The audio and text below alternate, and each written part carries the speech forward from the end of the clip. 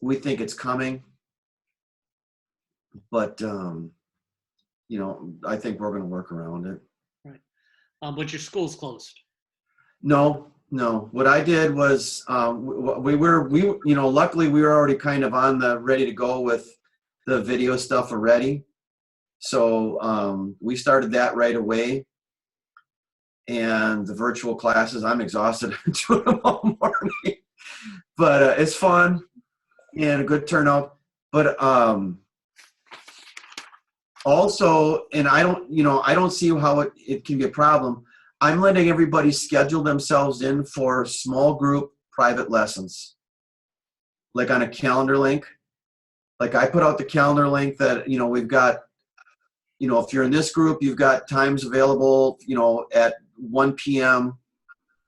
So basically everybody has a slot available between 1 and 7 in the evening where they can schedule themselves in for a 25-minute private lesson. The kids or the student can just come in by themselves. The parents stay out. And then we keep right on going. And it filled up. People booked it. Okay. Brandon Belizzo, I saw he was doing private classes, but all online private classes. So he just uses a video like this, and he does 15-minute private classes, but they can't come into school. He's in San Francisco. Just got to be really careful. You guys can't get sick. And if anyone gets sick because of being in your school, I think that's going to probably ruin your business because you're not taking the actions to prevent the virus. So yeah, there's going to be some point where you've got to think it's. I don't know. We're following the CDC and the county guidelines to the letter. Okay. Nobody has told us we can't do that or shouldn't do that. So we'll have to wait and see. Yeah. Basically, everything's closed down here in Florida. I went to Dick's Sporting Goods to get some fishing line. They're closed. Everything's closed except the grocery stores. So, but what I want to talk today is, we always talk about, expect the best, hope for the best, but plan for the worst. I was just talking to Charles Jarnigan. He has closed his school.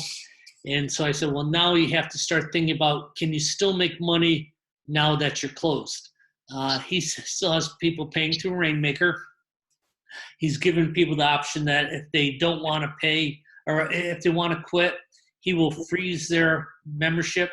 So anytime that they miss, he'll add on to the end of the program. If people just want to stop payments, he's asking them to keep payments. However, he's going to give them credits that they can use at the martial arts school. Johnny came up with the idea of charging people 50% for the time they miss so they can go for 90 days at 50%. But at least he's got people coming in and he knows he has people returning. So I think those are all good things. At the same time, I think it's really important that you maintain contact with all your students. So there's something happening every day. Rainmaker just credited all their clients $5,000 in credits, so you can send a 5,000 text. William and I are going to talk tomorrow, and he's going to give some ideas on to effectively use that. I was telling Charles that because he uses 97 display like Johnny, Johnny was able to negotiate 50% payments. Because think about the website's good, the website's valuable, but if you're not open to teach classes, if you get prospects, doesn't make any difference. You can't sign them up anyway. So there's got to be some type of negotiating on that. I don't know what you can do for your liability insurance. Most schools spend, $300-500 a month on liability insurance. If you can't have anyone in your school and your school is closed, you don't need liability insurance. So I don't know if they'll waive their payments until your classes go back into session. So if you're paying like liability insurance for a year and you're 6 months into it, can they freeze their payment and then the 6 months starts up again when you can actually have people in the building? Landlords, Frank Silverman from Maya, he gave me this idea. He did a thing called financial self-defense. And the whole idea was just talking to your landlord, finding out what they have planned for businesses that have to close. he suggested that as the first contact, which I really like because the whole idea is maybe they do have a plan. You know, the government's going to do all these stimulus programs. Maybe they have a plan where they're going to give you 6 months free rent. So just ask them what they have planned. And then if they don't have anything planned, now you can start your negotiations saying that our business is shut down. I know you're trying to get around this day by doing one-on-one, but CDC says you can't have more than 10 people in a group, and they still have to be 6 feet apart. So basically, CDC says you can't have regular classes, so you can tell your landlord, we can't have regular classes. What are you going to do for people that have to close down? So I think the whole idea is to look at all your expenses. Say maybe you're doing, let me just use Charles's number. He does $30,000, $20,000, I'm sorry, in Rainmaker. So his check that comes in from Rainmaker is 20 grand. But right now his expenses is 25 grand. He usually does another $10,000 over the counter through paid in fulls and things like that. Well, he can't lose $5,000 a month. Or actually it could, because he saved quite a bit of money, so he could let that go for a few months. But my advice to him was you've got to get your expenses as low as possible. So if you're getting $20,000 from Rainmaker, you still have savings. So you can still save during this time. So it's not a time that's killing your business, but you've just worked on all your expenses, getting your expenses low as possible. He's got one key employee. I said, okay, let's keep that key employee. We'll still pay him. But everyone else, what's the best thing you can do? He goes, well, one kid's mom just won't let him out of the house. Okay, well, you got to lay him off, and he's got to collect from workman's comp or whatever, not workman's comp, but unemployment insurance. So decide who you can let go, who you have to let go. All your expenses. I just got a letter from Lexus. I have 6 months left on my lease, and they say if you can't afford your next payment, don't just not make it, but call Lexus, and we'll make sure that we give you some type of option. So even though you can afford your car, can you avoid making the payments now so you can save money or you don't get farther in debt because of this? I've read and saw in the news that mortgage companies may be stopping mandatory mortgage payments for 90 days. So it doesn't mean so it means you don't have to pay your house mortgage for 90 days. So I'd call my mortgage company and find out if that's available. So while we're sitting waiting for things to get better, I think the whole idea is to really get proactive and decide what we can do as far as all kinds of savings as possible. Just look over your expense report. Okay, I'm paying someone to clean my school. I don't need that right now. Let's put that on hold. I pay someone to come in, wash my mirrors and wash the windows outside. Okay, we're going to put that on hold. So anything you can put on hold, I think, is really important. And again, getting down to where, okay, if things get bad and I lose 50% of my students, can I still survive? When I was talking to Charles, I go, that's so important that you start doing savings now, because when you have things go back to normal, and maybe 30 days after things get back to normal, and now you want to put some money into marketing, well, if you can save $5,000 a month for the next 3 months, and then things get back in, you've got $15,000 to go into marketing.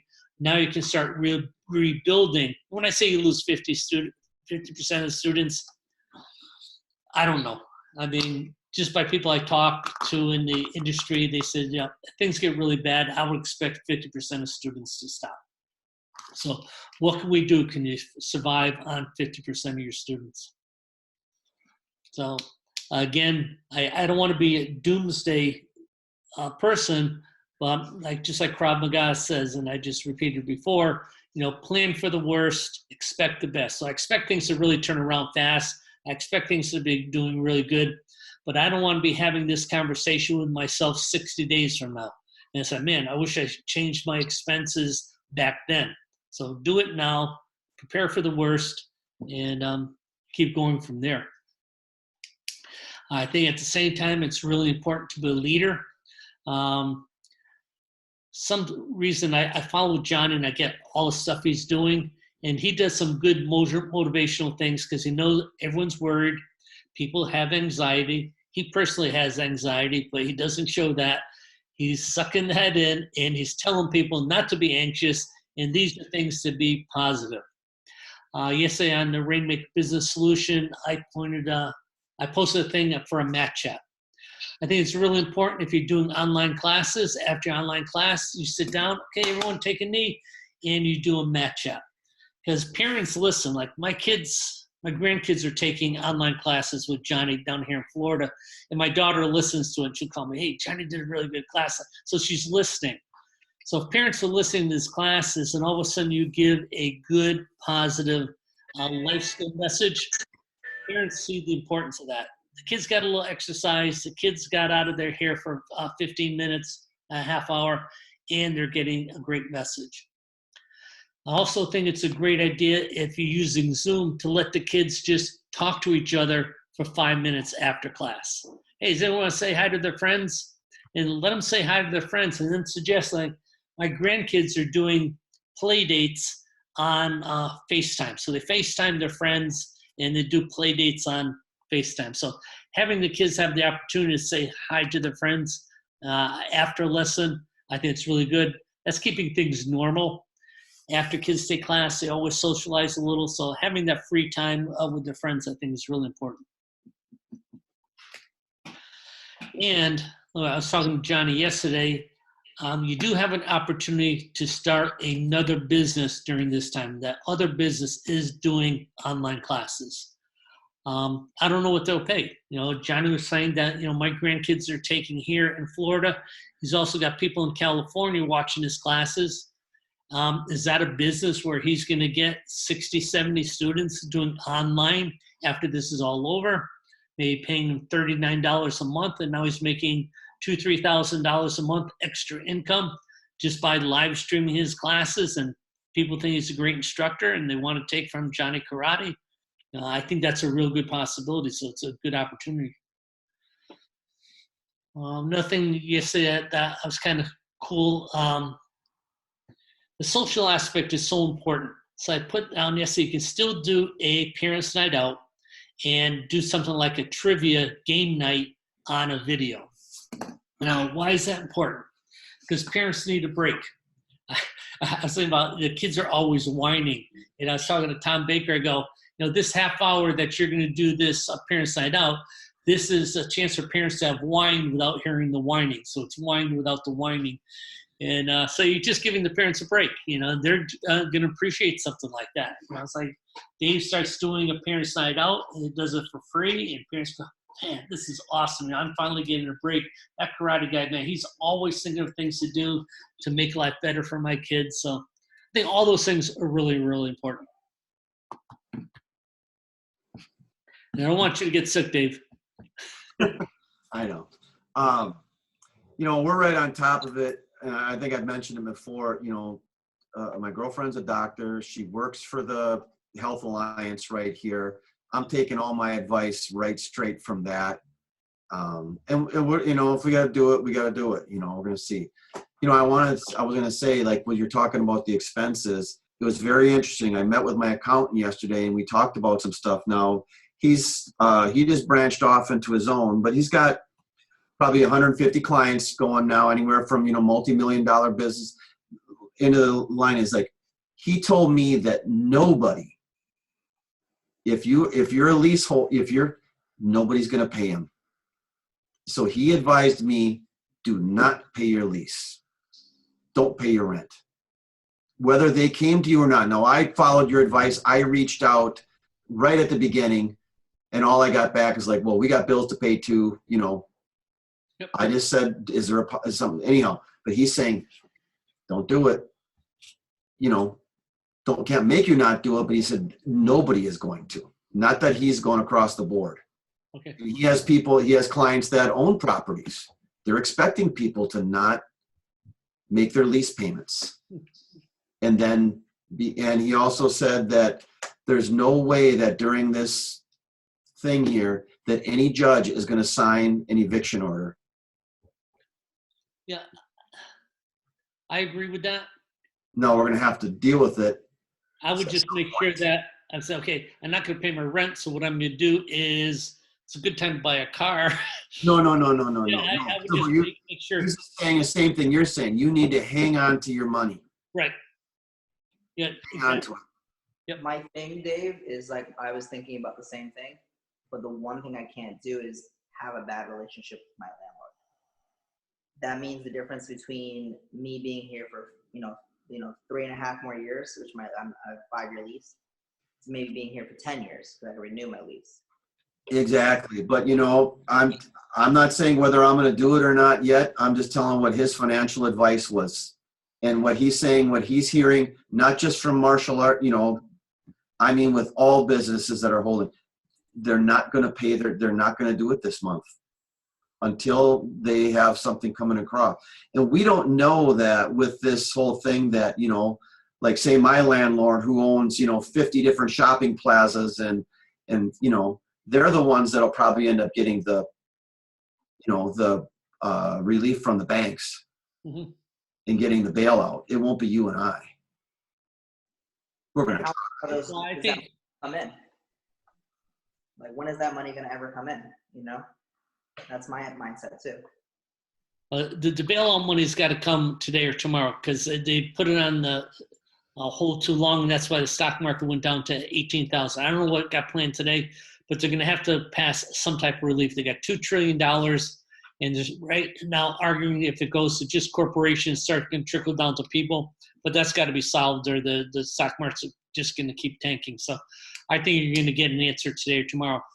But I agree with that, Dave. I'm just throwing it out there. That was what somebody, from what one of, that financial advisor was saying. Like, hey, he's not saying don't pay your bills, but they're saying this is one of the strategies. As long as possible. Silverman said the same thing. He goes, a lot of people, and I'm one of those, as soon as I get a bill, I pay it.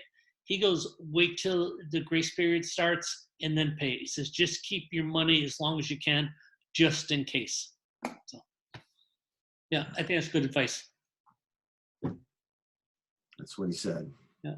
And then if you have to pay it in 90 days, as long as you just don't blow it and you just put it aside, well, you got that just in case of emergency. And then if you have to pay it, then you pay it.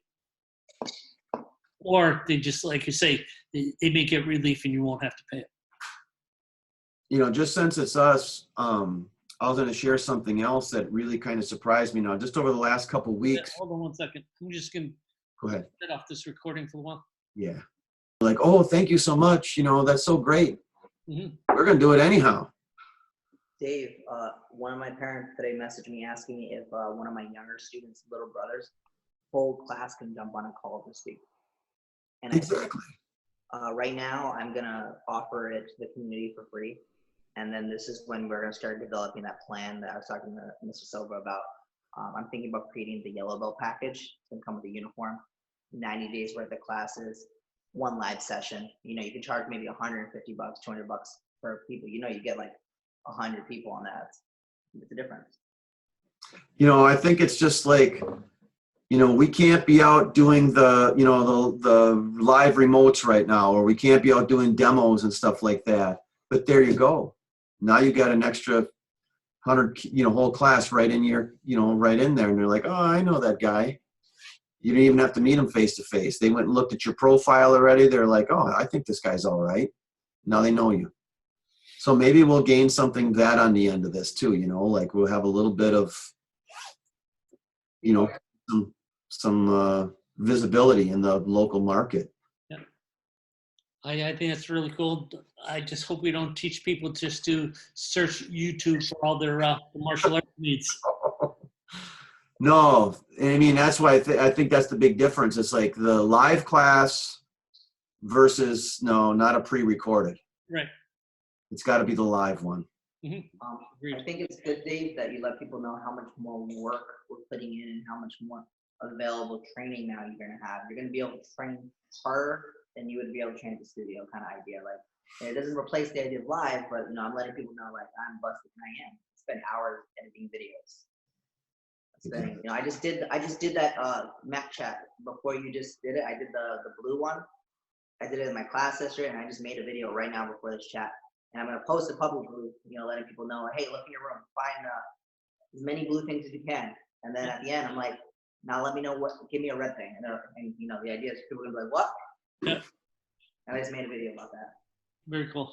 I'm guest teaching a school in Jersey today. I'm actually gonna jump on their live chat, and I'm actually gonna guest instructor. So I think that's another thing that we can do possibly. So I was talking. Yeah. If you want me to jump in and I'll help teach a class one day, I would love to do that. You know, I think I'm okay. I think you'd be, because I really like your videos. I haven't seen Dave's, but I like your videos. I think if people around the country just like, hey, we're going to have a guest instructor on Friday, and our guest instructor is from New York City. His name's Johnny Karate, and he's going to be he's a top competitor, and he's going to be our guest instructor today. I think something like that would be awesome.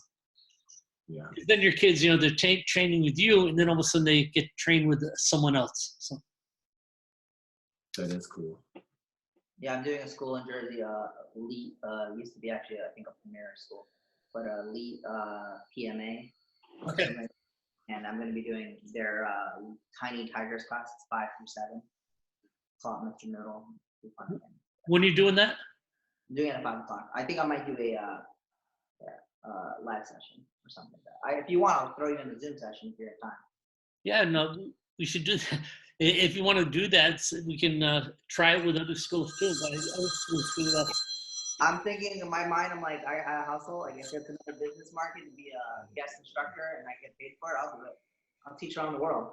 Right. If Yeah. I do it, I gotta do it. That's my mentality. I tell you, I'm working harder. Those classes, I was like tired and burnt out. I'm like doing every push-up, doing every sit-up, doing every jump squat. I'm like, this is hard. I got 5 times in a row. Yeah. You know, that's why I limited the classes. Because I'm feeling the energy-wise. You know, my instructor, he's in New York City. His name is JL. He's also Korean karate and jiu-jitsu instructor. He made a bunch of challenges. He sent me all of them. So I'm actually sending my advanced students to do the challenge. Like, it's just a short video of him doing like multiple drills and stuff like that. And I'm sending individually to motivated. You know? So when they do the challenges, do they get points or tickets or anything for drawing? I have no idea, but we're gonna figure it out. I gotta get some raffle tickets, and I gotta figure out. Go to GameStop. I'm gonna buy a Switch.